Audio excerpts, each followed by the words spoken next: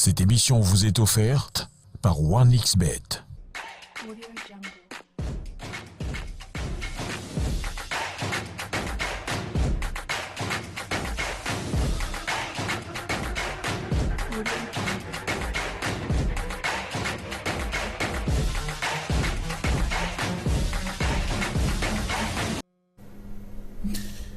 Pile à l'heure et fidèle au rendez-vous, mesdames et messieurs, recevez nos salutations sportives appuyées.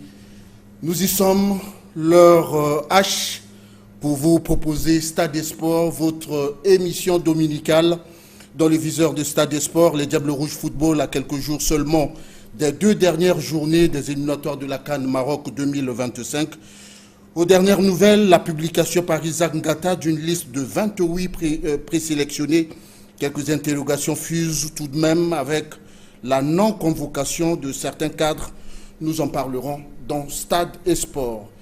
Le handball fera large écho également dans cette émission à 20 jours du coup d'envoi de la 26e édition de la CAN féminine à Kinshasa. Le Congo peine encore à ouvrir un chantier de préparation efficiente pour son équipe nationale qui compte parmi les plus attendus à cette 26e édition.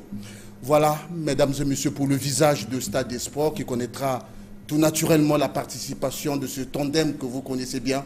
Gilles Tionze, nous vous adressons nos salutations les plus appuyées. Merci Alain Pasteur. Bonjour également Ariel Tony Luboko. Bonjour Alain Pasteur. Et vous gardez la main, la semaine, comment elle s'achève pour vous? Une très belle semaine Alain Pasteur, il faut le dire, elle s'achève très bien, surtout qu'elle a bien commencé aussi avec des pluies par-ci par-là, mais nous sommes très heureux avec cette saison et surtout heureux d'être là ce soir. Gelati. Mais très belle semaine, comme la semaine se présente avec beaucoup d'avantages, dans le sens où financièrement ça a été un peu dramatique. Pas tellement dramatique, mais ça a été quand même moyen. Et je pense que la semaine prochaine nous donnera un peu plus. Sinon, grosso modo, Dieu a fait grâce. On est là, on répond à l'appel de nos fidèles téléspectateurs. Chaque dimanche, le rendez-vous est pris ici, sur le plateau de Télé Congo. Voilà, nous allons recevoir la pub de notre partenaire que nous saluons le retour avec dans notre dos. Vous constatez ce design tout à fait, disons, flambant neuf. Alors, pub, après quoi, nous mettrons plein pied dans le plat. Wow promo, de superbes prix à gagner avec OneXBet. Prix en espèces. iPhone 14 Pro, 100 points bonus. Pour participer, inscrivez-vous sur OneXBet. Confirmez votre participation, vous pouvez parier sur le sport, recevez des billets promotionnels, participez au tirage au sort. Utilisez le code promo pour obtenir le bonus de bienvenue. Encore une fois, nous saluons le retour de OneXBet, notre partenaire qui revient en force avec ce message très porteur pour ses nombreux clients. Voici la teneur de ce message. Participer aux nombreuses promotions OneXBet et gagner des codes de promo, de l'argent et des prix de valeur. OneXBet met tout en œuvre pour que les joueurs gagnent non seulement de l'argent sur les paris, mais obtiennent également des bonus supplémentaires. Tout ce dont vous avez besoin pour participer aux généreuses promotions du bookmaker et de vous inscrire sur la liste onexbet.cg. Allez dans la sélection, dans la section promo et choisir la promotion de votre choix. Tous les nouveaux venus se voient garantir un bonus de bienvenue avec le code promo TV Congo de 100% jusqu'à 130 000 francs CFA pour les paris sportifs ou jusqu'à 1 million de francs CFA plus 150 francs pour les jeux de casino. Tentez votre chance aux jeux les plus populaires de OneXBet, Aviator, Aviatrix, Golden Dragon, Infermo, Fortune, Numbers, un fruit cash, Fishing. Participez à des promos thématiques pour des tournois ou des événements importants. Pariez sans risque, obtenez un hyper bonus de 100%, gagnez des prix de valeur et d'autres bonus. Dans le flux continu des promotions généreuses de onexbet.cg, jouez et gagnez avec OneXBet. Je crois que vous avez compris la teneur de ce message et nous commençons tout naturellement avec Stade des Sports, notamment dans son volet concernant les Diables Rouges. Alors, les Diables Rouges, c'est cette liste qui a été publiée, dont nous allons vous proposer la teneur. Irel Tenu Luboko, vous allez prendre la liste et vous allez nous la lire in extenso pour que nous soyons fixés sur les joueurs qui ont été appelés à l'équipe nationale en ce qui concerne les 2 dernières journées, des journées amplement décisives. En tout cas, Isaac Ngata, le sélectionneur national, a convoqué 28 joueurs. C'est une présélection avant donc la sélection définitive qui va certainement arriver dans les prochaines heures. Au poste de gardien de but, il a convoqué 4 gardiens. Il s'agit de Chelsea Bonazebi, Marley Koubassanat, David Opunza et enfin Tré Vimalin. 4 gardiens de but. Au niveau des défenseurs, 8 ont été convoqués. Il s'agit de Brian Passy, Romaric Etou, Chris Makoso, Loïs Fouriel, Morgan Poiti, Ryan Bidunga, Berlo Mbimba et Yohan Onzwana. Au milieu de terrain, Fred Ndembi, Chandrel Massanga, Arvi OCT, Glide Otanga, Merveille Ndoki, Nulan Mbemba et Gaius Makuta. Au niveau de l'attaque, Isaac Ngata a convoqué 9 attaquants. Il s'agit de Jason Baamboula, Mons Baswamina, Sylvain Ngavola, Christopher Ibayi, Yann Mabela, Prestige Bungu, Archange Bintouka, Eli Onzono et enfin Beni Namboka. Très bien. Alors, nous allons prendre la diagonale pour aller du côté de Gelati Ondé. Gelati Ondé, à quelques jours seulement de la fin des éliminatoires, sachant que ces éliminatoires ont commencé il y a un peu plus d'un mois déjà. Pourquoi une présélection à quelques 3 ou 4 jours du match seulement? Qu'est-ce qui peut bien expliquer tout ceci? Bon, je pense que le sélectionneur a voulu avoir des réservistes parce que peut-être que sur les convoqués, s'il avait une liste juste, il pouvait avoir aux dernières minutes des blessures. Il faut avoir une liste longue qui peut avoir des réservistes parce qu'en cas de blessure, il peut pallier à ces insuffisances. Donc je pense que c'est sur cette lancée-là que Isaac Ngata a bel et bien présélectionné 28 joueurs, espérant qu'il n'y ait pas de blessure. Sinon, sur les 28, il sortira les 23 qui vont représenter le Congo dans les 2 dernières journées des éliminatoires de la CAN Maroc 2025 parce que, vous savez, en face, il y a le Soudan du Sud et l'Ouganda. Donc, il faut avoir des gars qui, lors des 2 matchs, il peut avoir un petit pépin, mais vous pouvez rapidement rattraper ceux qui sont réservistes pour essayer de compléter l'effectif. La même question, Ariel Tenu Luboko, puisqu'il est entendu, ça sort de vous, que les 23, de ces 28 sortiront les 23, alors que de l'autre côté, Gelatu nous parle d'une mesure de prévention. Alors, je vous retourne la même question. Pourquoi 28 joueurs à l'orée de 2 journées aussi importantes? Alors, pourquoi 28 joueurs? Je dirais d'abord que c'était une présélection parce que la liste date de cela une semaine. Sauf que quand je prends la chute de votre question, à l'orée du match, là, ça pose problème parce que nous sommes à 4 journées de la fin. La communication disait qu'à partir du 9, on aurait déjà la liste définitive. Le 9, c'était hier. On espère que certainement aujourd'hui, dans la soirée, nous aurons la liste confirmée parce que, comme l'a dit Gelati, les 28, c'était pour se faire une idée. Par exemple, il y a Antoine qui s'est blessé. Donc, grâce aux 28, on peut trouver un remplaçant. Mais cette fois-ci, il faut sortir la liste définitive définitive sur les 23 qui vont venir parce que les 28 ne viendront pas. Les 28, c'est une manière de pouvoir anticiper sur des éventuelles blessures, ce qui était bien fait d'ailleurs, sauf que là, nous sommes à 4 journées du match. Il faut forcément que Isaac Ngata publie la liste définitive qui va donc se rendre au Soudan du Sud pour donc ce match, parce que sinon, on va se poser des questions. Est-ce que c'est les 28 qui vont arriver? Parce que c'est rare, c'est presque impossible. C'est toujours 23 joueurs qui sont convoqués, 3 gardiens et 20 joueurs de champ. Et on espère que sur les 28, il fera forcément le choix d'en retenir 23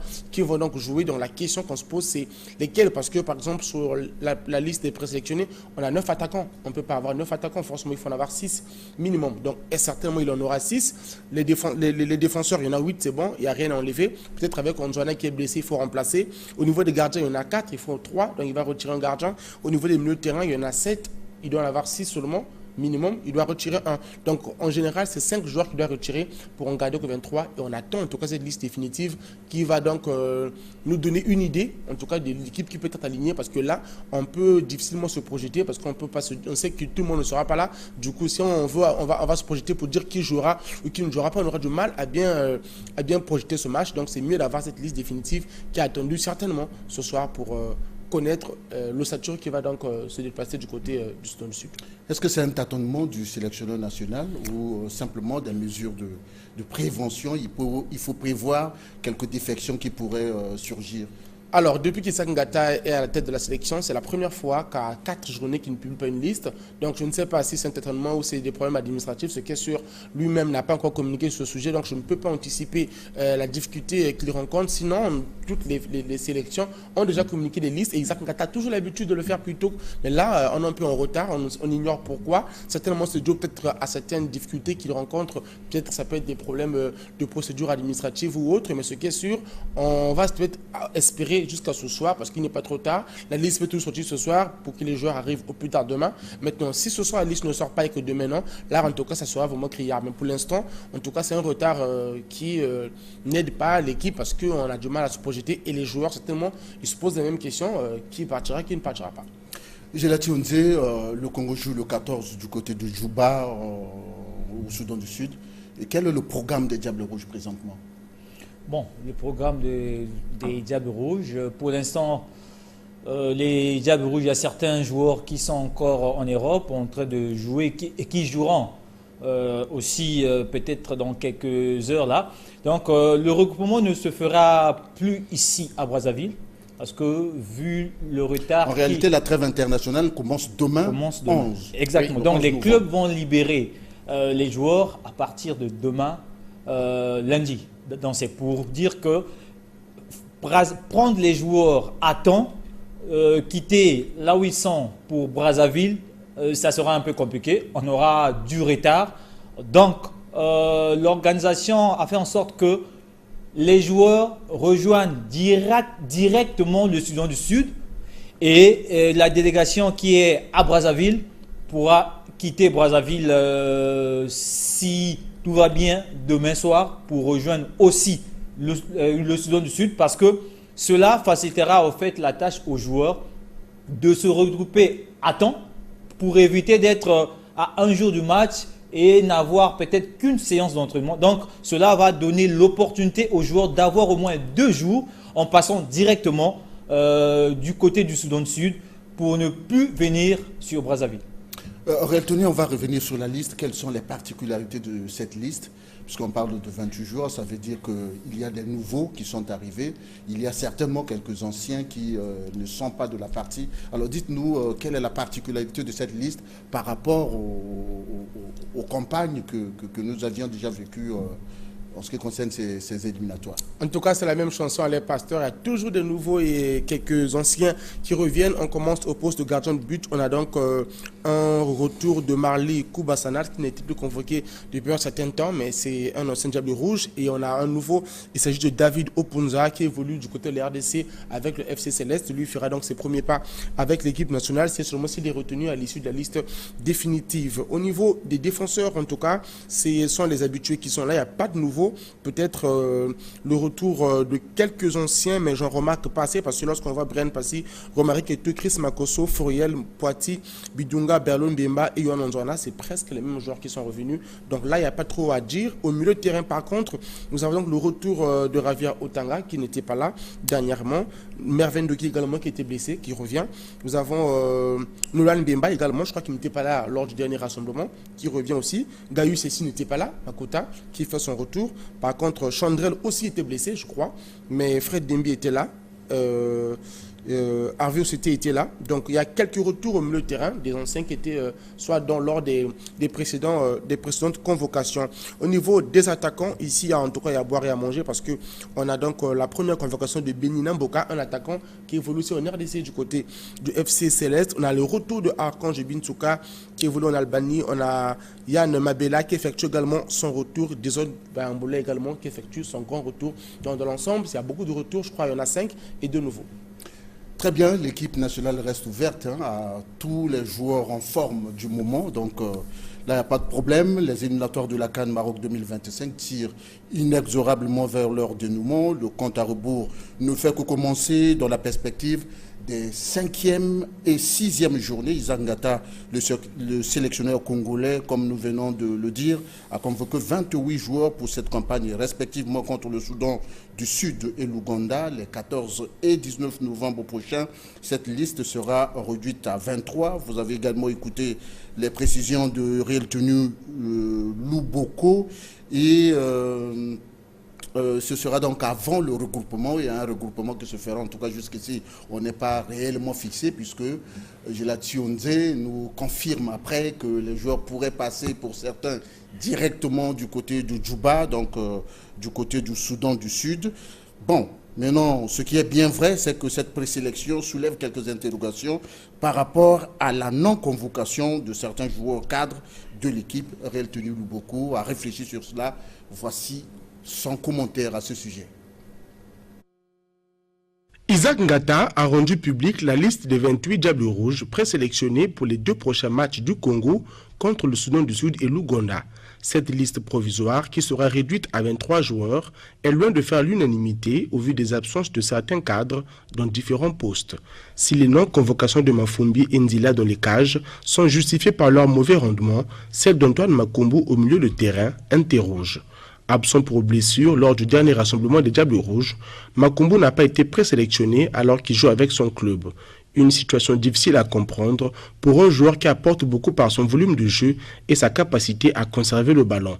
L'autre absence de taille est celle de Beni Makwana, l'ailier de Policia en Ukraine, moins réuni lors du premier rassemblement des éliminatoires de la CAN, n'a plus été sélectionné. Il enchaîne les matchs avec son club, faisant parler sa vitesse et sa percussion sur le côté gauche. Des qualités qui manquent cruellement à l'attaque congolaise, qui n'a trouvé le chemin des filets qu'à une seule reprise en 4 matchs. Cette difficulté à scorer est due au manque d'un véritable numéro 9 à la pointe de l'attaque congolaise. Le positionnement de Sylvain Ngavola, qui est plus un attaquant de soutien qu'un renard de surface, ne permet pas au Congo d'être efficace offensivement. Pour pallier ce problème, le Congo a besoin d'un vrai avant-centre, comme Gabriel Charpentier, qui visiblement ne figure pas dans les plans d'Isaac Ngata. L'attaquant de Parme n'a plus été convoqué en équipe nationale depuis 2023, malgré ses belles prestations en Série A cette saison. En dehors de ses absences majeures, le Congo devra s'en passer des services de son latéral droit, Yohan Onzouana, victime d'une déchirure à l'ischio-jambier. Pour remplacer ce titulaire indiscutable, Isaac Ngata doit trouver des solutions idoines, car son avenir à la tête de l'équipe nationale dépendra certainement de l'issue de ces éliminatoires, dont la qualification s'annonce très compliquée. Voilà, Réel Tenu Luboko, je retiens un seul mot de votre commentaire. Vous avez parlé des absences de taille. Qui est absent de cette liste? Et pourquoi dites-vous que c'est des joueurs importants? Alors, dites-nous pourquoi. Alors, le premier absent, en tout cas, le Makumbu. On a du mal à comprendre pourquoi Makumbu n'est pas là. Isaac l'avait convoqué lors du dernier rassemblement, notamment la 3e, la 4e journée. Mais après, il n'a pas fait le déplacement parce qu'il était blessé. Sauf que là, Makumbu a joué avec son club. Il a même fait une très belle prestation. Et on s'étonne pourquoi il n'était pas dans la liste des présélectionnés. Après, peut-être que dans la liste des sélectionnés, il pourra y être. Mais sinon, jusqu'à preuve du contraire, Makumbu, c'est le grand absent au milieu de terrain. Parmi les joueurs qu'on a essayé dans le sujet, c'est plutôt Makumbu qui est plus récent. Après, on a aussi parlé de Bini Makwana. Certes, Bini ne fait plus trop des belles prestations, mais je pense que pour un joueur, s'il faut avoir un joueur qu'il faut mettre au banc, je préfère Bini que appeler Eli Onzono ou peut-être Lulindo. Parce que Bini au bon touche, si vous donnez 10 minutes, Bini peut vous apporter de la percussion par rapport aux joueurs qu'on a convoqués la fois passée qui n'étaient pas assez bons sur les côtés. Je pense que pour une mission commando comme celle-ci, il faut des joueurs d'expérience que de miser sur la jeunesse par rapport à l'enjeu des matchs. On a parlé de ça la fois passée, que les 2 jeunes qui étaient rentrés avaient été dominés par l'enjeu. Donc je pense que pour les matchs aussi importants, on n'oublie pas qu'il y en a un 3-0 à donner à l'Ouganda ici. Il faut des joueurs d'expérience, que ce soit ceux qui vont commencer et ceux qui vont rentrer. Voilà pourquoi on met Bini Makwana dans cette liste-là des grands absents. Après, l'autre grand absent reste toujours Gabriel Charpentier. On ne sait pas trop la relation qu'il a avec les sélectionneurs parce que Mike Paul Putin, à un moment donné, il ne venait plus. Isaac Ngata, c'est à peu près la même chose. Est-ce que le problème à ce niveau ou le problème d'Isaac Ngata, mais ce qui est sûr, peu importe à qui on incombe la responsabilité, c'est l'équipe nationale qui subit les conséquences de la mesure où on manque d'un réel numéro 9. Sylvain Gavoula joue à ce poste, mais il n'est pas taillé pour jouer en 9. Voilà pourquoi il ne marque presque pas, pour ne pas dire jamais.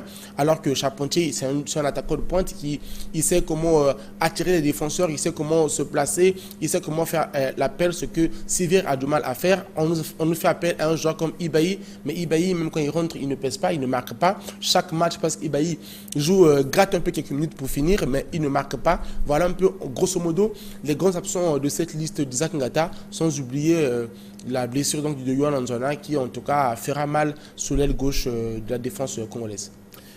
Très bien, on est fixé, on sait qu'on attend justement les 23 qui seront appelés pour cette campagne. Alors, plutôt Gelati Onze, on va tourner la page de la présélection pour parler de l'enjeu de ces 2 dernières journées. Commençons par le match de Juba. Bon, quel est l'enjeu? Déjà, nous jouons les deux finales. Pour moi, ces matchs, ce sont des finales. Et déjà, on commence par le Soudan du Sud. Nous savons bel et bien que nous n'avons plus notre destin en main. On va dépendre du match de l'Ouganda. Mais malheureusement, le Congo joue le jeudi 14 et l'Ouganda joue le 15. Donc, on joue avant l'Ouganda. À ce moment-là, le résultat du Congo sera déjà connu par l'Ouganda. Et c'est là où le bas blesse, en fait. Parce que nous pouvons faire un très bon résultat au niveau de Juba, mais de l'autre côté, ils auront déjà, au fait, le match du Congo, ils sauront qu'avec un match nul, ils peuvent facilement se qualifier. C'était, au fait, on pensait avoir des matchs au même moment, sauf que cela n'interviendra que lors de la 6e et dernière journée. Mais le Congo fera le job. Le Congo a le devoir de remporter ce match, de gagner d'abord à Juba, le 14, pour espérer à un miracle du côté de l'Ouganda ou l'Afrique du Sud, qui sera en déplacement en Ouganda à Kampala, fera un miracle pour renverser les grues de l'Ouganda. Et c'est la prière de tout Congolais aujourd'hui. Sinon, l'enjeu, c'est d'abord que le Congo fasse le boulot, le 14, battre le Soudan du Sud à tout prix, parce que nous savons des fois, quand nous sommes dos au mur, c'est là où le Congo fléchit encore davantage. Or, c'est le moment où on doit se réveiller.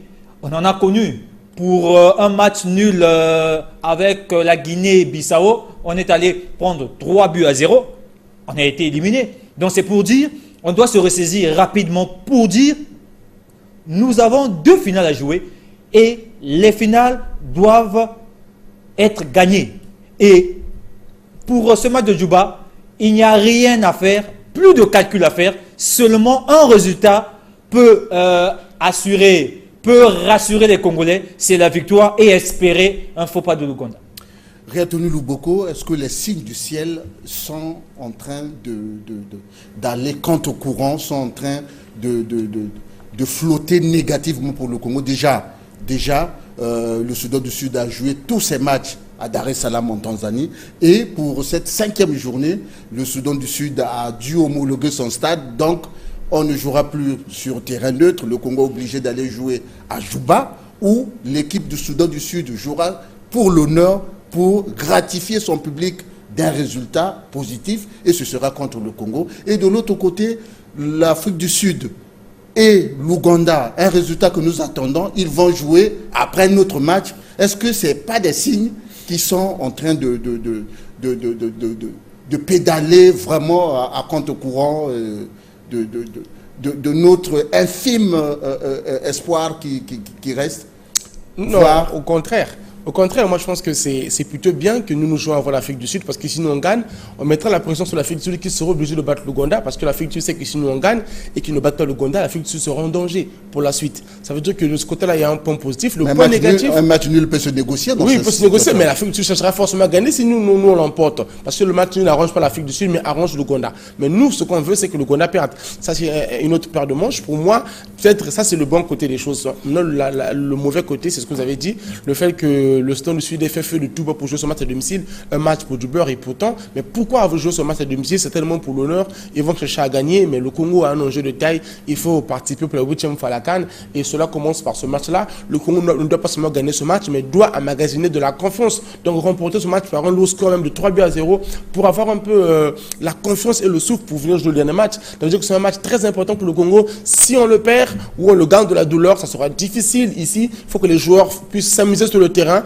pour que vraiment ça puisse commencer là, la cohésion, pour que ça puisse se terminer ici contre l'Ouganda. Donc pour moi, les signes ne sont pas peut-être négatifs du fait que l'Ouganda, le Soudan du Sud fait le tout va pour jouer ce match à domicile. Pour moi, sur le rectangle vert, tout peut arriver, peu importe le lieu du match. Pour moi, le Congo qui est décidé à gagner peut faire le nécessaire pour gagner ce match-là. On sait que lorsque le Congo est décisif, il peut l'emporter. On a vu contre l'Afrique du Sud ici, après la honte essuyée 5-0, le Congo a voulu montrer notre visage et ça s'est fait. On a senti qu'avec la volonté, on peut. On a senti qu'une équipe qui a joué différemment. On s'est même posé la question, mais comment ces gens-là ont fait pour avoir 5-0 il y a quelques jours alors qu'ils jouent différemment? C'est une histoire de mentalité. Et là, je pense que la mentalité, le moral est au beau fixe pour les Diables Rouges.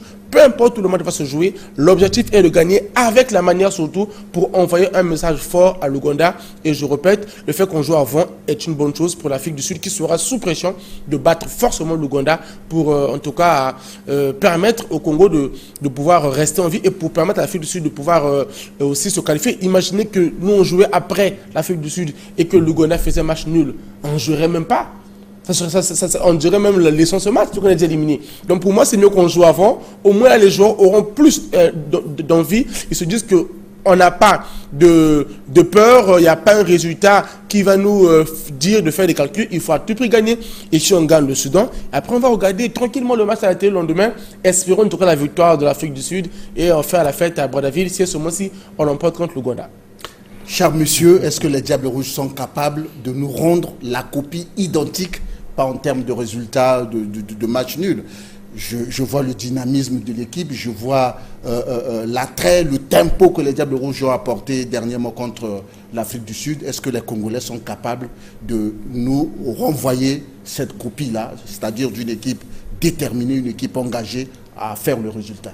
Bon, c'est là où il y a un petit bémol. Vous savez que le Congo, quand le Congo fait une prestation élogieuse et les matchs qui suivent, c'est un peu, en tout cas... à l'image d'une équipe inconstante. Oui, c'est-à-dire qu'on ne retrouve plus les mêmes acteurs sur le terrain. C'était comme s'il y avait deux équipes qui ont pu jouer ces deux matchs. Or, il n'y a qu'une seule équipe qui a joué le match Y et qui jouera le match X. Mais cette prestation en dents de scie fait en sorte qu'aujourd'hui, nos résultats ne sont plus escomptés. Aujourd'hui, nous avons la difficulté de mettre 2-3 buts parce que quand nous sortons d'un match où le Congo a été dans les standings où chacun de nous a félicité la sélection, mais reproduire cette copie a été toujours difficile. Mais on espère qu'avec l'importance de ces deux matchs, ils sont condamnés à nous refaire ou bien faire plus que ce que le Congo a eu à produire ici contre l'Afrique du Sud, ça a été un match référence pour moi depuis qu'on a commencé ce match, un but partout ici à Brazzaville. C'est un match référence pour l'équipe nationale. Ils doivent s'appesantir sur ce match-là pour rebondir et pour faire des bons résultats pour le futur. Ça commencera déjà le 14 face au Soudan du Sud. Nous devons avoir cette équipe qui avait la arme de vaincre, qui s'est donné corps et âme pour venir à bout, mais malheureusement ça n'a pas marché face à l'Afrique du Sud. Donc on espère revoir ces guerriers sur le terrain à Djouba.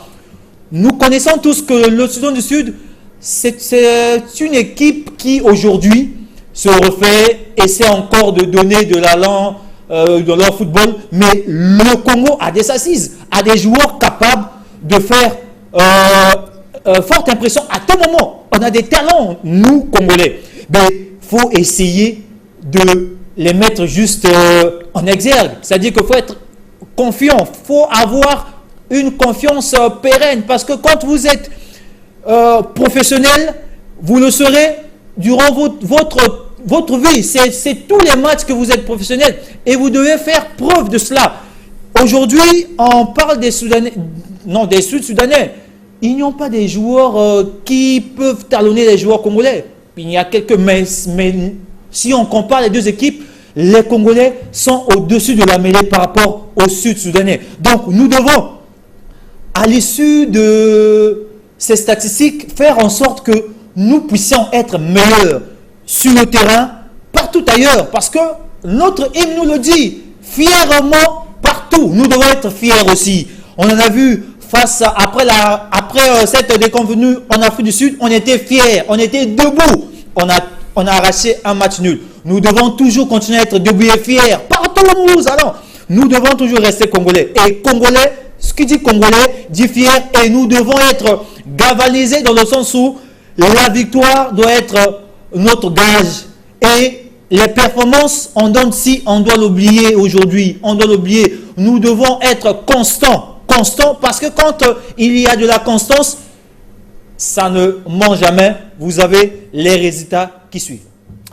Très bien, je crois que les joueurs et l'entraîneur ont dû suivre votre prêche. Hein. Vous étiez très paternaliste, en train de dire aux jeunes, allez. Bon, alors, Réal Tony, je voudrais avoir votre avis. Le match Congo-Afrique du Sud apparaît jusqu'ici comme le match le plus abouti de ces éliminatoires. C'est vrai, le score c'était un but partout. Lorsque vous sortez de quelque part, après avoir essuyé une déculottée, vous avez sorti un match aussi éloquent. Alors dites-moi, est-ce que, et là c'est le travail du mental ou le travail du système de jeu? Vous aimez les systèmes de jeu, à l'instar de Genati, qui aime souvent le 4-4-2. Moi, j'aime souvent le 4-3-3. Alors, pour un match comme celui-ci, et vous allez jouer en terre étrangère, qu'est-ce qui pourrait faire la différence? Alors, beaucoup d'aspects vont entrer en ligne de compte pour gagner ce match. D'abord, c'est la constante. Vous l'avez parlé, l'équipe congolaise n'est pas constante. Et cette constance, pour la retrouver, il faut des joueurs qui vont rééditer les mêmes performances. On a du mal à situer cette équipe. Tantôt, elle peut jouer bien, si elle surveille bien. Elle peut jouer mal, si elle surveille mal. Alors, notre match de référence, peut-être celui contre l'Afrique du Sud, ici un but partout, mais aussi celui contre le Soudan du Sud. Même si l'adversaire était moins fort, lors de la première journée, on a gagné. Il ne faut pas oublier notre unique victoire dans ces éliminatoires. Alors, le problème avec l'équipe nationale aujourd'hui, c'est que nous avons des attaquants qui ne marquent pas. Même lorsqu'on domine, c'est une domination stérile. On l'a vu contre l'Ouganda aussi, à l'extérieur. Je crois que vous n'y étiez pas. Le Congo, en seconde période, le Congo a malmené. Vous y étiez, je crois. Le Congo a malmené. Oui, nous étions à Kampala, effectivement. L'Ouganda, au vu de ce qu'on a suivi, sauf que le Congo n'a pas eu, en tout cas, la chance qu'il faut pour pour marquer. Et ça s'est fait aussi ici contre le Soudan du Sud. Moi, je crois que le match le moins abouti, c'est celui du 5-0. Les trois autres matchs, dans le contenu, on a vu quelque chose. La difficulté, c'est les attaquants. Peu importe les efforts de l'équipe, vous savez, vous pouvez avoir le meilleur joueur du monde, le meilleur gardien, ce que vous voulez. Le football, c'est le but.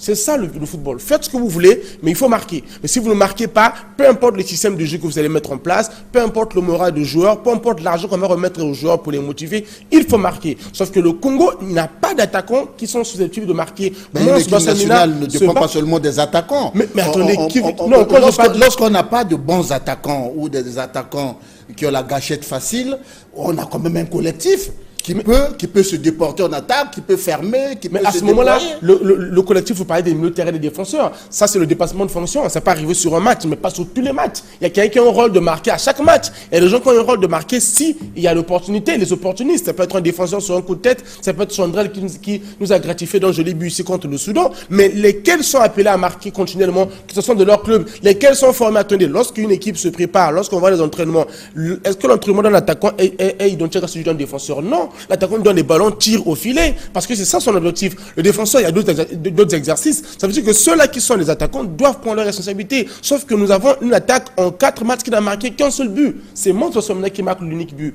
Nous avons Princess qui ne marque pas, Govoula qui ne marque pas. Et voilà pourquoi j'ai parlé des absents comme les Béni Makwana. On n'a pas une profondeur de banc. On n'a pas de joueurs qui peuvent rentrer pour changer le match. Ça n'existe pas. Nos meilleurs atouts, c'est ceux qui commencent le match. Sinon, ceux qui rentrent là, c'est vraiment des joueurs, les options C, D et peut-être F. Alors qu'il nous faut aussi des bons joueurs sur le banc de touche, comme ça n'arrive pas. Et il faut qu'il y ait de la concurrence à l'équipe nationale. Il faut que quand le joueur vient, il se pose la question, est-ce que je vais jouer? Parce qu'il sait qu'à son poste, c'est un concurrent. Mais chez nous, Prestige, Mons et Ngavoula, ils viennent, ils savent qu'ils vont jouer. Il n'y a pas de concurrence.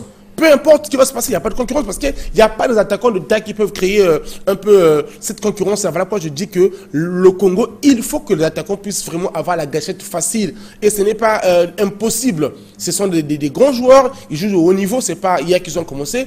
Ils savent la recette, il faut juste bien assaisonner pour enfin trouver le chemin de filet et aussi avoir des joueurs qui peuvent créer. Le football, aujourd'hui, c'est une science. On est intelligent. Si on n'arrive pas à marquer, on peut provoquer des pénaltys, on peut être dans le bout de la surface, créer des situations pour avoir. Nous, on n'a pas un joueur sur coup de pied arrêté, sur coup franc. Même lorsqu'il y a des corners, on n'a pas un bon joueur de tête. Donc, finalement, si on n'a pas d'attaquants qui vont marquer, sur quoi allons nous compter? Les Chandrel, c'est bon, le dépassement de fonction, il peut marquer. On a vu Fred Dembi qui est là. Attends, lesquels sont nos passeurs? Les 2 buts contre l'Afrique du Sud, un but hors jeu, un but validé. Le but validé, c'est Loïs Fouriel. Le but hors jeu qui fait la passe décisive, c'est pas si. Mais où sont les milieux de terrain à ce moment-là? Donc moi je pense qu'à un moment donné, il faut que les milieux de terrain aussi puissent avoir comment on dit, cette patte-là des Modric et autres, et tous ces juste du rectangle vert, faire des passes qui cassent les lignes pour servir les attaquants. Et aussi le comportement sur le terrain de Ngavoula, on ne comprend pas, il est toujours placé en position de 9, mais sur le terrain, on ne sait pas où est-ce qu'il se positionne. Est-ce qu'il y a d'autres consignes particulières? On ignore, mais en tout cas, on voit souvent les 3 attaquants jouer du même côté. Donc on ne sait pas quelle animation offensive de l'équipe Zak Ngata, mais le secret pour ces 2 matchs, il faut scorer. C'est ça, il faut scorer. Le principe du football, ce n'est pas de ne pas prendre des buts, mais c'est de marquer plus que l'adversaire. Si vous arrivez à le faire, marquez même un but seulement plus que l'adversaire, vous gagnez un match. S'ils en marquent 7, marquez 8. Et si l'Afrique du Sud nous a mis 5, nous on peut mettre 4, 5 ou 6 au Soudan du Sud. Le Soudan du Sud, c'est l'équipe la plus faible, il faut le dire, sans manquer de respect, dans ce groupe-là. 0 point, je crois, pris en 4 matchs. Tout le monde a blagué avec l'Afrique du Sud. C'est le chiffre qu'on peut pour sur le tableau. Donc le Congo peut, le Soudan du Sud, oui, le Congo peut profiter pour... Nous encaissons le score le plus lourd de ces éliminatoires-là dans le groupe. Oui, bon, peut-être le score le plus nul, mais le plus lourd, mais on a 4 points quand même, pas face à une équipe qui a 0. C'est-à-dire que très nous, bien. Par rapport à la Soudan, le Congo est plus fort. A sorti toutes les faiblesses de l'équipe nationale du Congo, une attaque toujours muette, une attaque sans étoffe, une attaque sans envergure. Alors, quels pourraient être les quelques atouts du Congo, Gelati Ondze, les quelques atouts, le collectif, le mental pour essayer de corriger certainement le tir prochainement, puisque déjà on parle de 4 matchs, l'attaque congolaise est restée muette. En dehors du but de Mons-Bassamina, mais sinon, la gâchette du Congo est restée muette jusqu'ici. Quels pourraient être les atouts du Congo pour surmonter ces genres de faiblesses au football? Bon, les atouts déjà, si on va en termes de pourcentage, sur 100, je peux dire, nous en avons peut-être 20, et les 80 autres ne sont pas, en tout cas, en notre faveur. Mais j'espère que le Congo, j'espère que les joueurs nous suivent aujourd'hui.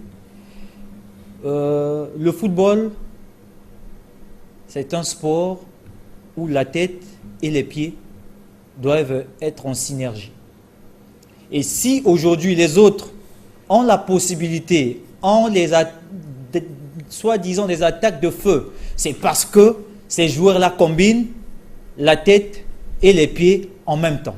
Donc, notre atout au niveau de l'équipe, moi je pense que c'est juste le réveil qui fera en sorte que le Congo ait cette facilité de faire des résultats. Parce que un joueur comme Silver Ganvoula qui joue la Ligue des Champions, imaginez-vous, ils ne sont pas nombreux à jouer la Ligue des Champions. Si aujourd'hui vous avez dans une sélection, on voit un joueur qui joue la Ligue des Champions, c'est déjà un plus. Oui, parce que un plus substantiel. Oui, un plus parce que déjà son image fera en sorte que la défense qui est en face va essayer de réfléchir à 2-3 fois comment se déployer, comment faire barrage à ce joueur. Mais si ce joueur est réaliste, à ce moment, de 1, il mettra d'abord son influence en jeu avant de mettre sa stratégie. Parce que si son influence va imposer une certaine logique dans cette défense, et sa stratégie viendra maintenant pour accompagner ce qu'il a déjà donné, un aura déjà positif. Mais aujourd'hui, les atouts au niveau de la défense, on en a vu la patte de Passy. Passy déjà, si on s'en tient à Passy, on peut avoir quelqu'un qui peut sauter les lignes pour chercher les attaquants. Avec sa patte, c'est possible. Avec un corner, Passy est là, il peut mettre sa casquette, ça passe. Mais le reste, il doit se réveiller. Voilà pourquoi je dis. C'est-à-dire que c'est une confiance en soi. Si aujourd'hui, nos attaquants se réveillent, se disent que nous avons des responsabilités au niveau de la sélection nationale à prendre. Parce que la sélection dit tout. C'est une nation. Vous emmenez sur vos épaules tout un pays. Mais tout un pays, vous ne venez pas pour faire figuration. Non, il faut venir pour laisser des images. On a vu Yunga ici. Tout le monde parle de Yunga. Tout le monde parle des TV et autres. C'est parce que ils ont eu à faire leur temps. Ils ont pu donner quelque chose à la nation. Quand vous êtes convoqué, il faut emmener cette arme de vaincre là. Ils peuvent manquer le grand talent, mais ils ont quand même le nationalisme là en eux. Pour être buteur, je ne vois pas. Si on veut citer des joueurs qui ont du talent, bon, je ne me moque pas d'une équipe, hein, mais si on prend une sélection qui est moins cotée, qui n'a pas de joueurs de référence et qui marque 2 à 3 fois, à plus forte raison que nos joueurs qui ont quand même des noms sur la scène continentale et internationale. Donc, ils ont le droit d'être adroits sur un terrain de football parce que ils sont professionnels, ils jouent dans des grands clubs, ils sont talentueux. Parce que quand vous rejoignez ces clubs, c'est que vous avez du talent à faire valoir et à revendre. Donc, ils doivent venir revendre ce talent ici lorsque le Congo a besoin d'eux. Bien, on va bientôt tourner la page des Diables Rouges. Il restera une question. En ce qui me concerne, je vois plutôt 2 atouts majeurs que le Congo doit mettre en exergue, le mental et le collectif. Est-ce que vous partagez cet avis? Oui, forcément. Sans le mental et le collectif, on ne peut rien produire. C'est même les atouts essentiels à les pasteurs. C'est après, il faut ajouter bien d'autres atouts. Moi, en suivant l'argumentaire de Gelati, j'ai relevé aussi un autre aspect. On a un problème de complémentarité. Je ne sais pas si Zach Ngata s'est déjà posé cette question. Si ça ne marche pas, peut-être qu'il y a un problème de complémentarité. Peut-être que les attaquants, les 3, ne sont pas compatibles à jouer ensemble. Peut-être qu'ils n'arrivent pas à s'entendre sur le terrain. Il y a aussi cet aspect qu'il faut prendre en ligne de compte. Sinon, ce que vous avez dit, c'est très bien. Le mental, bien sûr. Le collectif. Moi, je crois que le Congo est déjà collectif. Hein. Le Congo, c'est une équipe qui est collective. Mais le problème, c'est que malgré tout le travail du collectif, les attaquants doivent concrétiser ça par des buts. Lorsque ça ne s'est pas concrétisé par des buts, et les défenseurs qui souffrent, et le très vieux Malin qui a fait beaucoup de parades contre l'Afrique du Sud, le pauvre, il a évité beaucoup de buts qui pouvaient rentrer. Les Mpassi qui ont mis la sécurité en défense pour empêcher, bah c'est multiplié par 0. C'est ce modèle des attaquants ne marquent pas. C'est ça la difficulté. Donc, on peut bien être collectif, vous l'avez dit. Le mental, il est là. Même en étant mené, on peut continuer à dire oui, continuer à jouer. Mais si le but n'est pas au rendez-vous, peu importe ce qu'on dira sur ce plateau, on va toujours revenir sur les mêmes choses. On va dire le Congo a fait 0-0, 0-0. Il y avait le mental, il y avait le collectif. Il a manqué le but. Le Congo est éliminé. Ce match-là, Gelati Ondé, va se jouer du côté de Djouba. Aucun Congolais ne pourra vous dire à l'instant comment ça se passe là-bas, quel genre de stade ils vont, dans quel stade ils vont jouer. Sous d'autres cieux, on connaît des stades très chauds, des vrais chaudrons. Alors, Djouba, pour le Congo, est-ce qu'on peut dire qu'ils feront vraiment un voyage de plaisance, si permettez qu'on parle ainsi? Ça sera un véritable chaudron. Djouba, si on s'inspire un peu du Soudan, le Soudan qui a été à une certaine époque le Grand Soudan, avant que ce soit aujourd'hui le Soudan du Sud. Mais enfin, c'est un peu la même mentalité. Est-ce que les Diables Rouges sont en train d'aller vers une destination vraiment périleuse? Oui, parce que vous savez, cet État qui a été indépendant en 2011, aujourd'hui, ils n'ont jamais pu accueillir un match de football de haut standing, mais aujourd'hui, ils ont fait en sorte d'être adroits et d'être beaucoup plus réalistes dans le sens où ils ont mis les moyens, ils ont donné, ils ont fait beaucoup d'efforts pour que aujourd'hui Djouba, le stade Djouba Stadium, revêt sa plus belle veste pour que les matchs internationaux se jouent sur place. Vous savez, ça sera le premier match. Et ça n'attendait que le Congo. Et si on se souvient, le premier match du Soudan du Sud, dans une phase éliminatoire, c'était ici et ils ont remporté face au Congo. Donc, 1-0. 1-0. C'est-à-dire... 2-1. 2-1 plutôt. Donc, c'est-à-dire que quand le Soudan du Sud débute quelque chose avec le Congo, ça ne réussit pas aux Congolais. Mais j'espère que cette fois-ci... Non, c'est-à-dire que si on voit l'histoire, en fait, avec la rencontre qui s'est jouée ici, parce que c'était le premier match du Soudan du Sud, et ils viennent remporter la première victoire ici au Congo. Donc maintenant, au vu de ce qui s'est passé lors de cette rencontre 2-1 ici, je me dis, ça sera aussi pour la première fois que le Soudan du Sud joue devant son public, et ça ne sera pas facile. Je vous garantis que ça ne sera pas facile parce que cette équipe voudra bien laver l'affront, au moins arracher 1 point, sinon 3 points, pour écrire aussi son nom dans les annales du football mondial, pour dire que le Soudan du Sud, au moins pour sa première, a joué à domicile et a remporté. Mais je pense que ça ne sera pas le cas. Donc, à nous, Congolais, de nous armer et puis d'aller... On sait que ça sera difficile, mais... avec le mental et avec le talent que nous avons, avec les joueurs que Isaac Ngata a à sa disposition, je pense que ce mythe-là sera brisé et que la première fois ne sera plus comme la première fois ici à Brazzaville.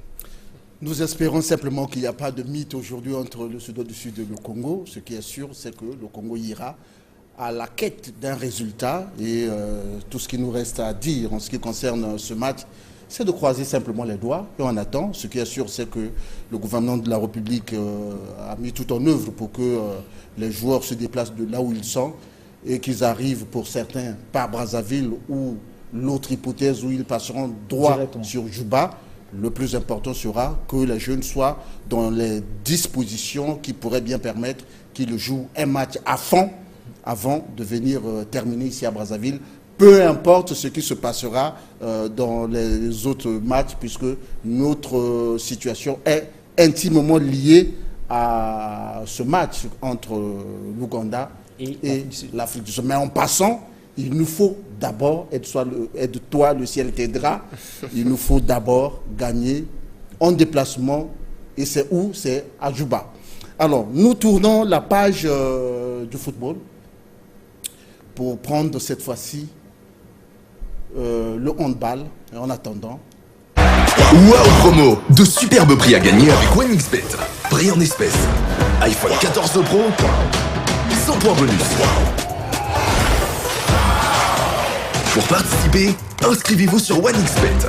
Confirmez votre participation. Vous pouvez parier sur le sport, recevez des billets promotionnels, participez au tirage au sort. Utilisez le code promo pour obtenir le bonus de bienvenue. Très bien.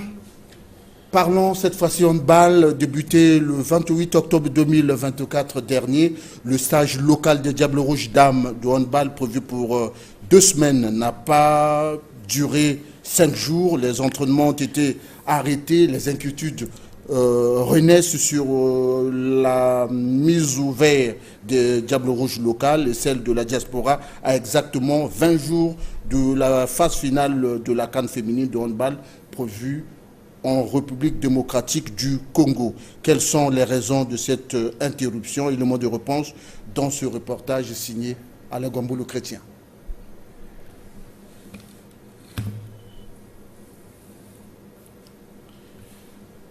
Le 26e championnat d'Afrique des nations de handball senior dames Kinshasa 2024 approche à grands pas.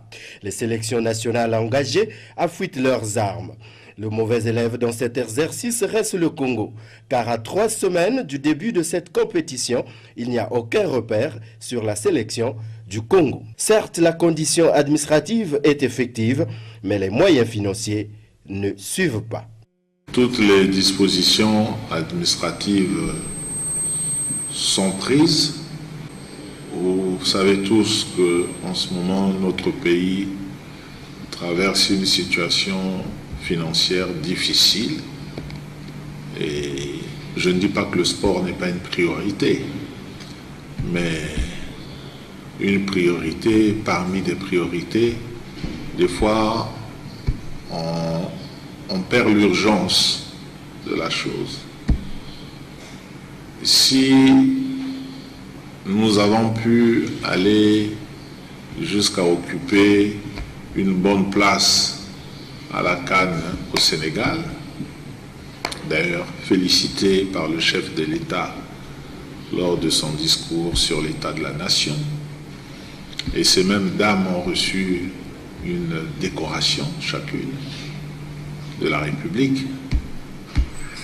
Et si on a pu aller au Sénégal, plusieurs kilomètres, je dirais même du Congo, il n'y a pas de raison que nous ne puissions pas traverser le fleuve. 3 minutes de traversée pour aller de l'autre côté et compétir. Nous allons nous donner les moyens pour le faire parce que nous serons totalement incompris. Ce ne sera certainement pas la mer à boire si on gratte dans les fonds de caisse pour que le Congo ne soit pas humilié. Conséquence, jusqu'à ce jour, aucun regroupement des joueuses de la diaspora qui sont toujours cantonnées chacune dans son club, très très loin du sélectionneur Younes Tatbi qui attend depuis son Maroc natal les mots d'ordre du gouvernement congolais. De même, le petit regroupement des joueuses locales lancé le lundi dernier a vite été refermé pour les mêmes raisons. Mais au-delà de cette situation inquiétante, le Congo n'a pas encore abdiqué. Je ne vais pas cesser de demander au ministère des Finances, sinon au ministre des Finances, de nous aider à faire en sorte que ces dames aillent participer à cette compétition. Ce serait dommage qu'on n'aille pas, et c'est même dommage qu'on ne soit même pas allé en formation. Parce que quand on exige à nos athlètes des résultats, mais les résultats ne viennent pas par génération spontanée. Les résultats arrivent parce qu'il y a la formation, il y a les mises au vert. Il faut bien que les gens travaillent. On ne quitte pas la maison et on porte un maillot et puis on va sur un terrain. On n'aura jamais de bons résultats comme ça. Le temps passe si vite que si l'on y prenne garde, les Diables Rouges pourraient manquer la compétition de Kinshasa. Merci Alain Gambolo Chrétien. Le Congo ne baissera pas pavillon, le Congo ne va pas abdiquer. Le Congo participera bel et bien à la 26e édition de la Coupe d'Afrique des Nations de handball, mais à quel prix? Une préparation vraiment à l'emporte-pièce. Lorsque vous regardez même en image, c'est quelques filles de Brazzaville qui sont en train de s'entraîner. Alors le gros lot, c'est-à-dire les filles de la diaspora, on ne sait pas quand il y aura cette jonction qui permettra aux deux pôles de se retrouver et de constituer une équipe nationale. Est-ce que c'est déjà inquiétant? Non, mais je dirais que après l'entretien qu'a eu le président de la Fédération congolaise de handball, Aïssa Ndinga Yenge, nous en parlerons tout à l'heure. D'accord, donc c'est pour dire que non, il y a beaucoup d'espoir à cela. Je pense que on n'aura pas suffisamment de temps pour se préparer, mais avec ce que nous avons comme période, nous savons qu'il nous reste pratiquement, si on peut dire, 2 semaines à peine, et on pourra faire avec, parce qu'il faut toujours faire avec les moyens du bord, parce qu'on en a vu au Sénégal, lorsque, plutôt au Cameroun, on n'avait pas assez de moyens pour préparer les filles. Les filles se sont préparées au niveau de Brazzaville et on a vu le résultat. Donc j'espère qu'avec ce temps restant, on pourra rassembler tout le monde et aller faire une très belle campagne en RDC. Le problème, Riel Tony, ne réside plus dans le sens de participer ou ne pas participer. Le ministre, c'est la voie autorisée, c'est la voie du gouvernement, a dit que le Congo participera bel et bien à cette compétition. Mais le hic ici, c'est la préparation à 2 semaines de la compétition. Le Congo tâtonne encore. Est-ce que c'est un motif d'inquiétude? Nous ne sommes que sur la préparation de cette équipe. C'est vrai que Gela Tionze nous donne un peu à espérer, mais lorsqu'on regarde le temps, lorsqu'on regarde une discipline comme le handball où il faut tourner l'effectif, il faut des sparring partners, il faut un set majeur qui est déjà assez outillé, on se dit qu'on est vraiment en retard et que nous sommes attendus.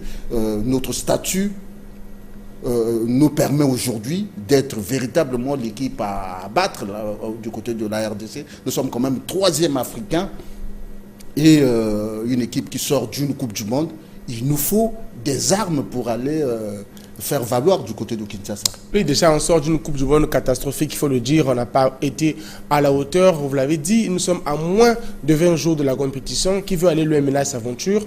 On a vu le ministre le rappeler, on ne peut pas exiger au fil le résultat s'il n'a pas une bonne préparation. Donc le patron du sport congolais est conscient de l'importance de la préparation. Et aujourd'hui, la question n'est plus au niveau de la participation, mais au niveau de la préparation.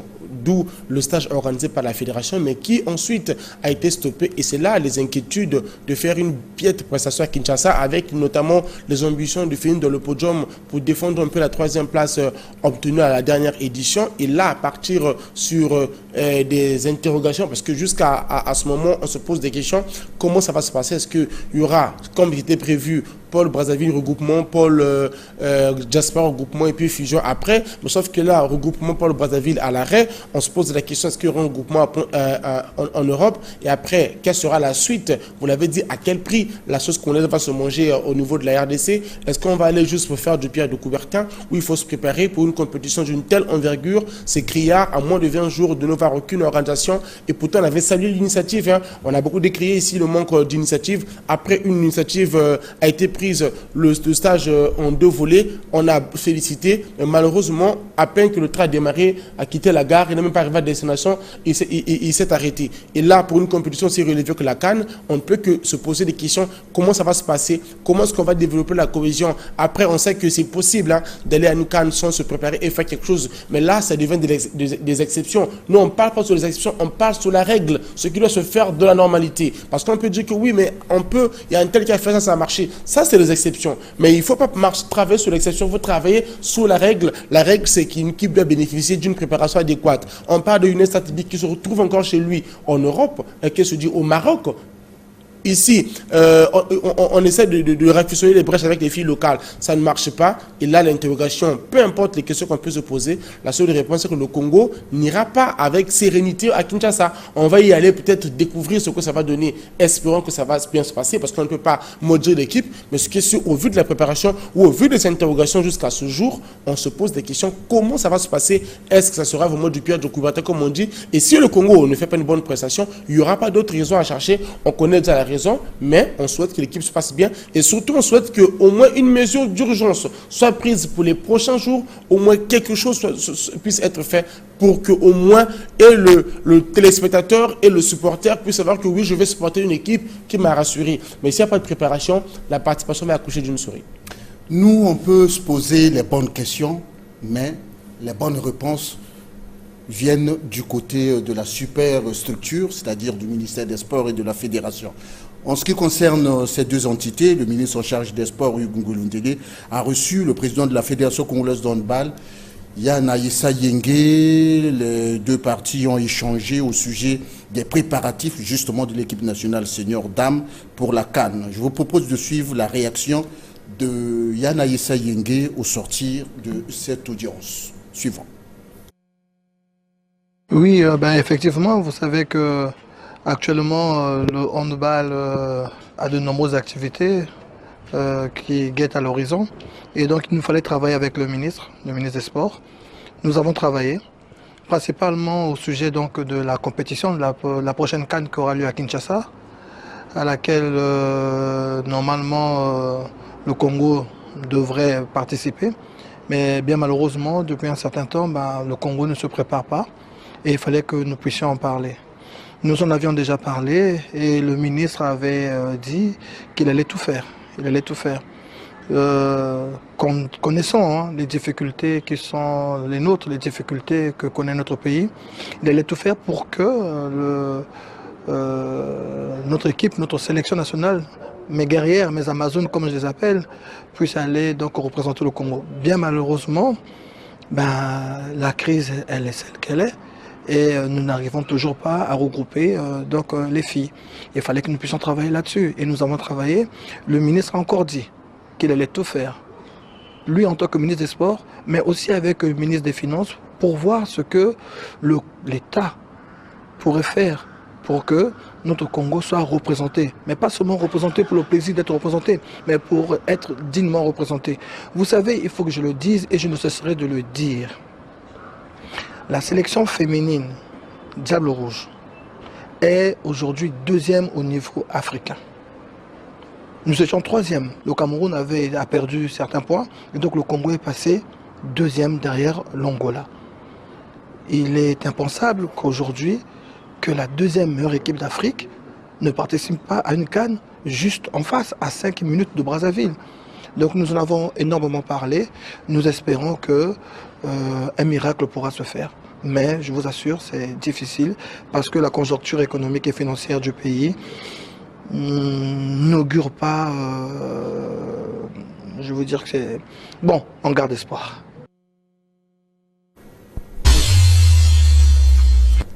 Voilà, on va garder espoir pour apaiser les inquiétudes de Réel Tenu Luboko. Après donc l'audience entre le ministre en charge des Sports, Ngolundele, le président de la Fédération congolaise d'handball, Aïssa Ndinga Yenge, les Diables Rouges seniors dames locales ont repris avec les séances d'entraînement. C'était le vendredi dernier sous la houlette du coach Gabriel de Chikaya. Elles ont été 16 convoquées pour cette mise au vert. Alors pour la séance du dimanche, de ce dimanche matin, puisque nos reporters sont passés par Nicole Ouba, elles ont été 13 qui ont répondu à l'appel et 3 absents ont été notés. Reportage, non, il n'y a pas un reportage. Alors je vais me tourner du côté de Gelati Onzendo Kayo. Gelati, est-ce qu'on peut découvrir les 16 Diables Rouges et nous dire exactement, puisque vous êtes passé par là, nous dire comment se fait le travail présentement en attendant justement que le pôle diaspora rejoigne les Diables Rouges de la maison. Oui, il faut dire qu'elles ne sont plus que 13 présélectionnées pour le pôle de Brazzaville. Il y a comme gardienne Nkodia Ruth de As Auto, Ngalipé Yvonne de As Auto, Demi-Centre, Tondele Avel Martinez de As Auto, Domingos Eugenia As Auto, Mouele Misamou Rupsia DGSP, Arrière, Olikaka Jonedi As Auto, Matondo Sylvie DGSP, Molambi Mobile Francina, HB Club Cali, Ongania Naomi HB Club Cali, Elière, Zoubabela Grasse DGSP, Pesomeno Marinette As Auto, comme ayant fait pivot, Mondina Charden Grencel, Akera Koya Freden de As Auto. Donc c'est pour dire que ce sont les 13 dames que vous voyez en image qui ont répondu à l'appel de la fédération pour ce stage sur le plan local. C'est le stage. Ce stage a commencé depuis vendredi dernier et ce stage prendra fin le 16 novembre 2024. Il faut dire que après ce stage, il y aura dimanche 17 novembre, l'arrivée enfin des joueuses de la diaspora. Elles sont au nombre de 14. Ce sont 14 joueuses qui vont arriver pour le stage qui va regrouper les deux pôles, Brazzaville et diaspora. Donc ce regroupement se fera lors de la fenêtre IHF qui est prévue pour le 18 novembre prochain. Donc le stage général débutera le 18 pour prendre fin le 24 novembre 2024. Donc à 7 jours de la compétition. À 7 jours de la rencontre, de la compétition. Et l'arrivée de Younes Tatbi est prévue pour courant début cette semaine. Je pense bien si ce n'est pas lundi, ça sera peut-être mardi, où le sélectionneur national Younes Tatbi rejoindra Brazzaville pour ce dernier stage. Il faut dire qu'après le stage de Brazzaville, où les deux pôles sont réunis, la traversée se fera le 25 novembre prochain, où la délégation congolaise quittera Brazzaville pour rejoindre Kinshasa en RDC, où le Congo est attendu à la 26e édition de la CAN Senior Dame de handball. Au programme, le Congo va débuter la compétition le mercredi 27 novembre 2024 à 9h. Ça sera contre l'Égypte, la nation égyptienne. On a vu aux interclubs où Al-Ali a monté en puissance, a battu Primero, a privé Primero de la finale. Donc c'est pour dire que c'est pas une petite équipe. L'Égypte refait surface. Et jeudi 28 novembre à 13h au gymnase 2, le Congo affrontera le Kenya. Et samedi 30 novembre, Algérie-Congo plutôt, à 13h, toujours au gymnase 2. Dimanche 1er décembre, Congo-Cap-Vert à 15h. Et enfin, mercredi 4 décembre 2024 à 16h, c'est peut-être la finale dans ce groupe entre le Congo et le Sénégal. Donc ça sera vous voyez en image, le dernier match Congo-Sénégal. On voit déjà cette adversité. On dit que ça sera la finale de ce groupe où le Sénégal et le Congo vont s'affronter pour peut-être la première place. Très bien. Congo-Sénégal, les deux équipes se connaissent parfaitement. Les deux équipes se connaissent par cœur. Relteni, après tout ce que Gelati vient de nous dire, je crois que les inquiétudes sont apaisées de votre côté. Non, pas apaisées. C'est un plan d'urgence. On espère que cette fois, ça va continuer parce que ce n'est pas pour la première fois qu'on commence son stage. Pour la première fois, il a été interrompu, mais on espère que celui-ci va dépasser les 5 jours que l'autre n'a pas pu dépasser. Et surtout, ce que j'ai aimé, c'est le fait qu'il y aura quand même un brassage, une cohésion entre les deux parties à partir du 17, pour que, en tout cas, à quelque chose de la compétition, bien sûr qu'on puisse au moins avoir cette cohésion entre les deux pôles pour retenir une très bonne sélection qui ira représenter le Congo. En tout cas, c'est un grand motif de satisfaction parce que nos inquiétudes sont quand même levées. Mais en tout cas, on espère que cette fois-ci, ça sera le bon. On voit que l'importance de cette réunion donc, entre le ministre des Sports et Yann Aïssa qui a donc abouti à cette belle organisation et on espère que dans les jours à venir, le stade va se poursuivre, celles de diaspora viendront et que la sauce sera bonifiée pour le Congo prenne le top départ pour Kinshasa avec cette fois-ci le moral au beau-fils quand même. Très bien. Je voudrais bien paraphraser Jean-Paul Sartre qui disait tous les moyens sont bons pourvu qu'ils soient efficaces. Je crois que pour tout ce que nous sommes en train de dire, à défaut de ce qu'on aime, on se contente de ce qu'on trouve. Toujours au handball, les Diables Rouges juniors hommes sont rentrés cette semaine au Bercail après leur participation au Challenge Trophy Continental Éthiopie 2024. L'objectif de se qualifier au Challenge Trophy International qui réunira les champions de chaque continent n'a pas été atteint. Le Congo a terminé à la 2e place de son groupe avec un bilan de 3 victoires obtenues contre le Zimbabwe, la Guinée et l'île de la Réunion. Le Congo aurait pu faire mieux s'il n'avait pas écopé d'un forfait lors de son premier match contre le Rwanda pour être arrivé en retard en Éthiopie, un retard dû aux formalités administratives. Gélati Tionze, rapidement, je viens à vous. On n'a pas pu jouer. Vous parlez des formalités administratives. À quel niveau et pourquoi? Bon, la raison, jusque-là, selon les sources que nous avons pu avoir... On a confondu la date de début de la compétition? Non, c'est-à-dire que le Congo a bel et bien fait le déplacement de Addis Abeba, arrivé à l'aéroport, c'est là où il y a eu ce problème administratif, où la délégation congolaise, pour les autorités éthiopiennes, il fallait que chacun d'eux ait son visa. Mais on a vu avec d'autres nations, c'était un visa collectif. Donc c'est cet échange-là qui a fait retarder la délégation congolaise. Et lorsqu'ils ont trouvé un compromis, et la délégation congolaise, en quittant de l'aéroport vers le gymnase, il y a eu ce laps de temps qui est passé.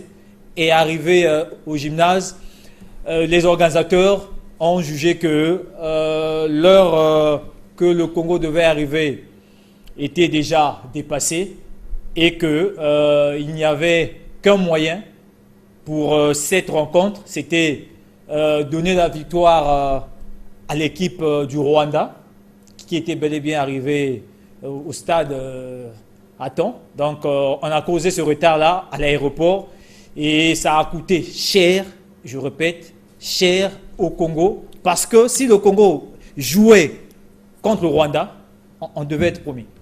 Riel Tony Luboko, on perd comme ça sur tapis vert. Est-ce que ce n'est pas une injustice que le Congo pouvait crier? Ce n'est pas le Congo qui organise cette compétition.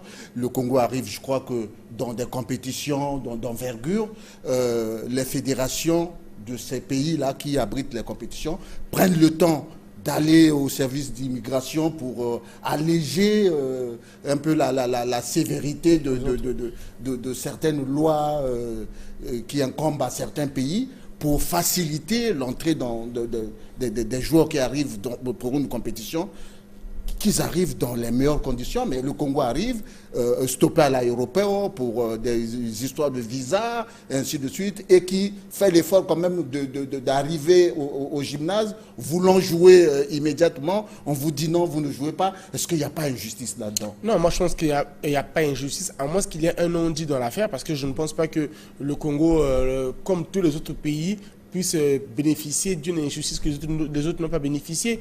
Djilati parlait peut-être qu'il fallait avoir un visa collectif par rapport à d'autres pays que nous peut-être... Mais ceux qui reçoivent prennent toujours soin de dire que nous avons telle délégation qui arrive, pourvu qu'ils arrivent, mais la fédération sort pourrait bien prendre toutes les dispositions pour dire au service de l'immigration que cette délégation a cette difficulté et voilà, et à ce niveau-là, on a plani le différend ou l'état de manque pour permettre aux joueurs d'arriver quand même à temps au non, mais, gymnase. pasteur, on pouvait laisser les joueurs aller et retenir les passeports, par exemple, voilà, oui, pour faire des formalités après. Voilà pour pourquoi gagner du temps. je veux crier à l'injustice. Mais est-ce qu'on ne pouvait pas arriver un jour avant, par exemple, pour éviter tout ça?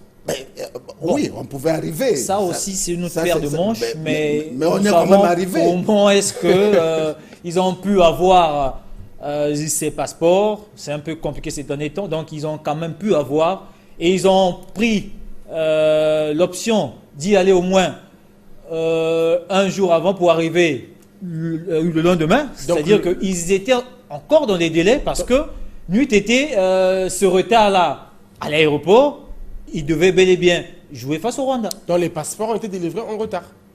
Bon, délivré en retard Ça veut ou dire pas, que moi, mon problème, si ce je n'est pas pose ces Brazzaville. questions, c'est pour dire que si on a été victime de cela, ça veut dire que d'un côté, on y a contribué.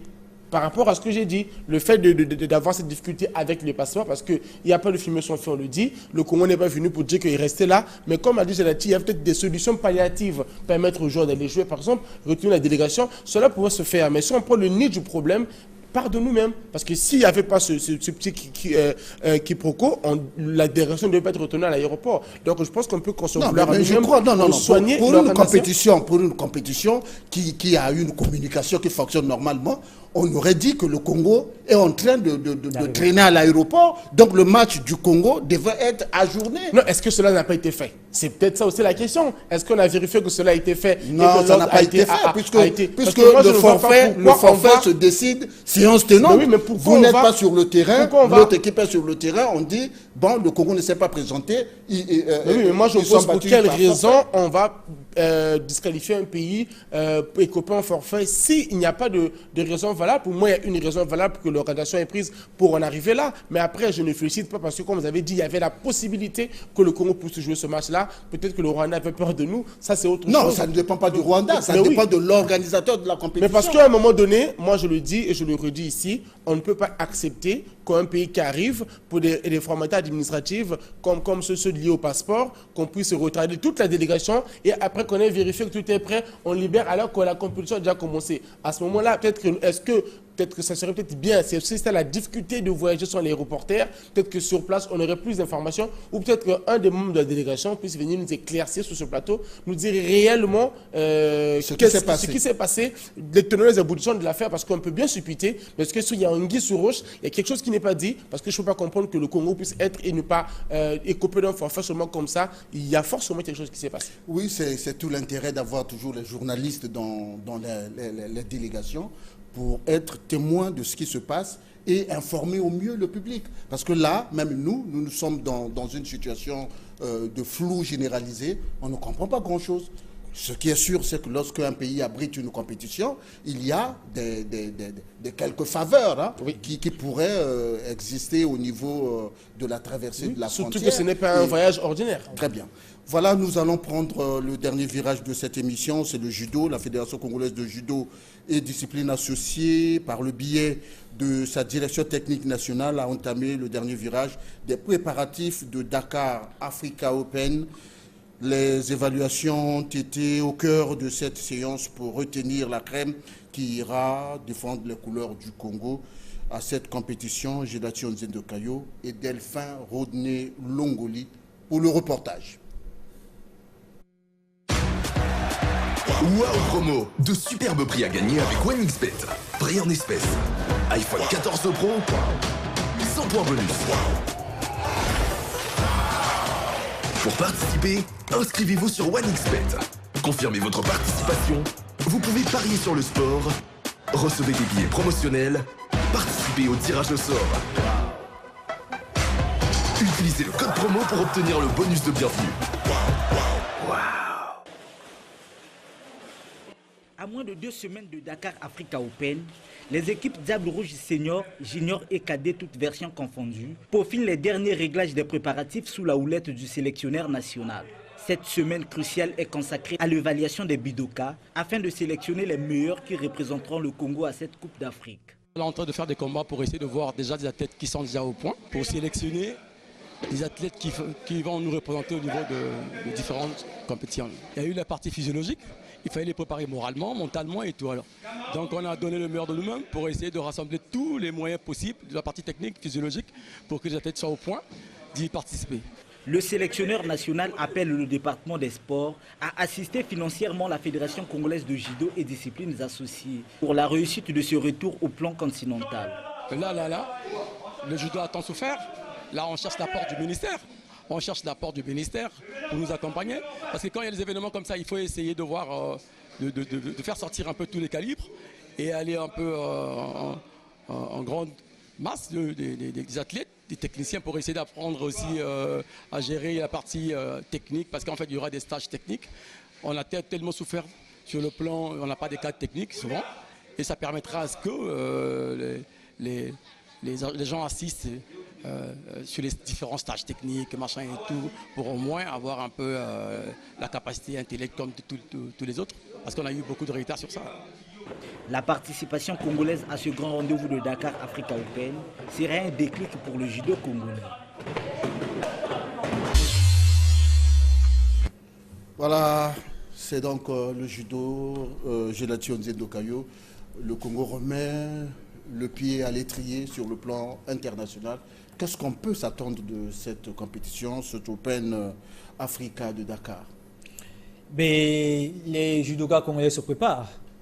On espère que le judo retrouvera son niveau de temps, parce que après des années de querelles et aujourd'hui on retrouve les tatamis au niveau continental. Donc c'est un motif de satisfaction et ça pousse également les judokas congolais à aller faire un bon résultat, parce que c'est à l'issue de ce résultat qu'on pourra avoir une idée nette du judo congolais, parce qu'ils sont attendus et ils sont conscients, comme a dit le sélectionneur national, ils sont conscients, ils sont prêts, ils se préparent pour aller faire bonne impression au niveau du Sénégal.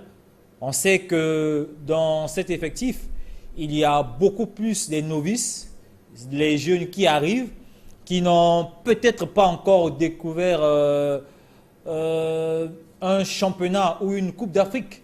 Mais ils vont pour la première fois, mais on verra ce que ça va donner. On a vu à la boxe comment est-ce que notre pugiliste, pour la première fois, a remporté la médaille d'or. Donc j'espère que ces jeunes aussi vont y aller et feront honneur à la nation en ramenant des médailles, parce que le judo, comme on le dit, ramène des médailles. Bon, on n'a pas vu aux Jeux africains, mais ramène quand même des médailles. Très bien.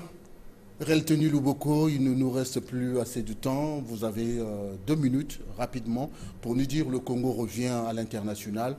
Qu'est-ce qu'on peut s'attendre? Est-ce que ce sera une découverte pour essayer un peu de prendre la situation, la balle au banc, ou véritablement une occasion d'aller dire à l'international que nous étions au garage, nous voici, nous Congo, avec autant de hargne et de panache pour une compétition de cette envergure? Oui, mais c'est un retour, peut-être pas un retour, dans la mesure où, Gélatine l'a dit, il y avait le Congo aux Jeux africains, même si c'était sous bannière neutre, le Congo était quand même, ça veut dire qu'il y a eu des participations, peut-être pas régulièrement, mais quand même dans certaines compétitions, à Kinshasa notamment.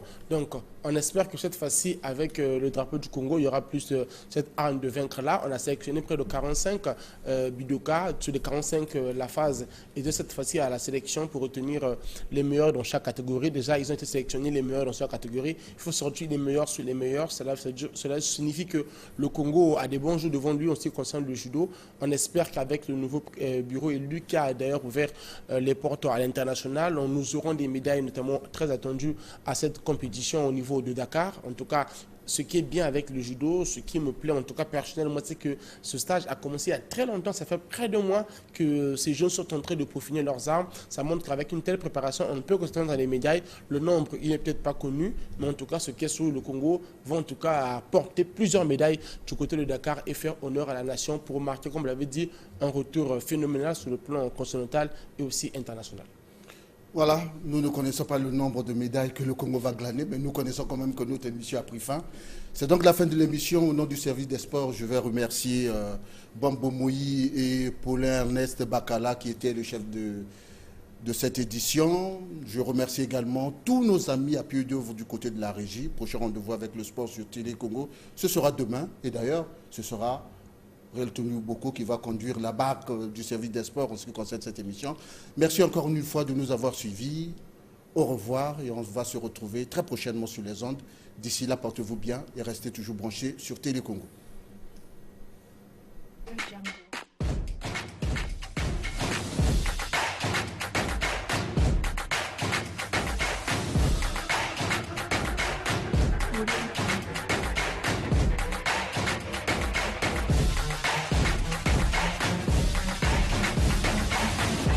Cette émission vous a été offerte par OneXBet.